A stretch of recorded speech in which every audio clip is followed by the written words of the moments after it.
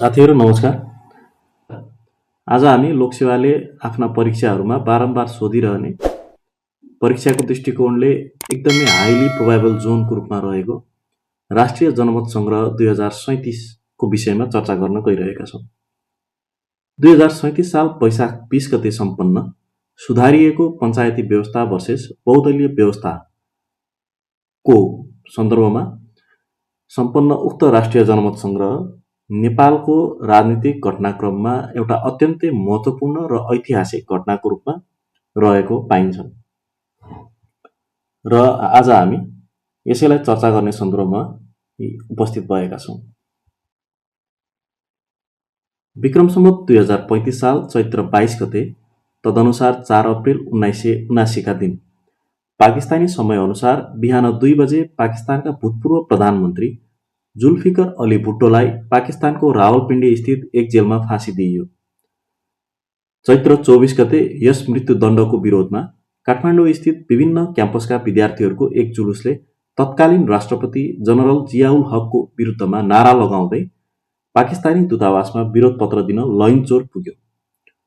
प्रदर्शनकारी र प्रहरी बीच भिडन्त भयो र साथीहरू यही विद्यार्थी आन्दोलन चाहिँ पछि गएर जनमत सङ्ग्रह निर्वाचनको मूल आधार बन्न गयो।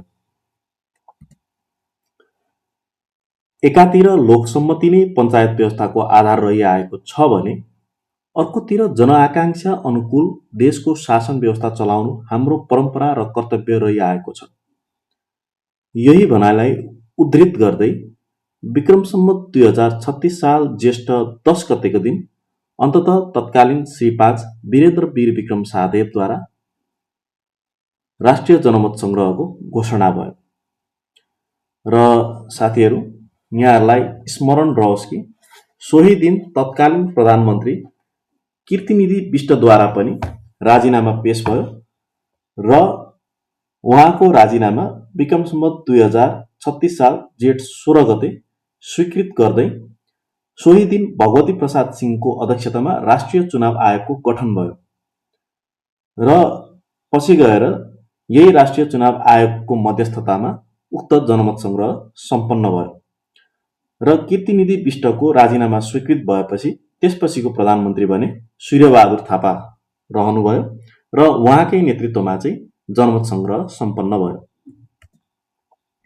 अब हेरौँ है त जनमत सङ्ग्रहको त्यति बेरको तथ्याङ्कीय विवरणहरू। साथीहरू त्यति बेर जनमत सङ्ग्रहमा 2 रङको मतपत्र बनाइएको थियो।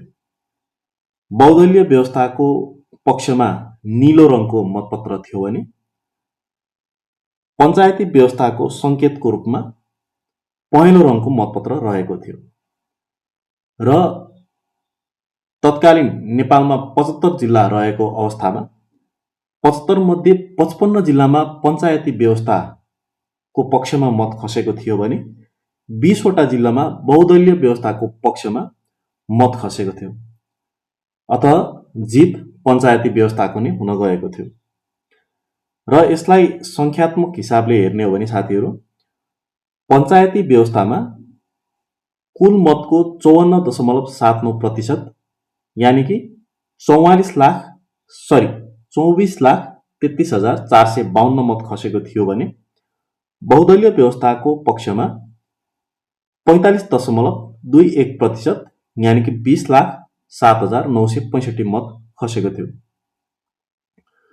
र यसरी हेर्ने हो भने कुल मत 48,13,486 मध्ये 44,41,417 अर्थात् 92.27% सदरमत खसेको थियो भने 7.73% हुन आउने 3,72,069 मत भने बदर भएको थियो।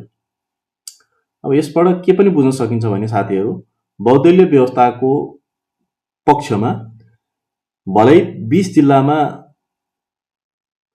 बहुमत प्राप्त भए पनि 20 जिल्लाको मतको सङ्ख्या भने अनुपातिक हिसाबले धेरै नै देखिन्छ, 45.21% देखिन्छ। तथापि जित भने पञ्चायती व्यवस्थाको नै भएको थियो र यसरी चाहिँ जनमत सङ्ग्रह सम्पन्न हुन गएको थियो। साथीहरू यहाँहरूलाई यो भिडियो कस्तो लाग्यो?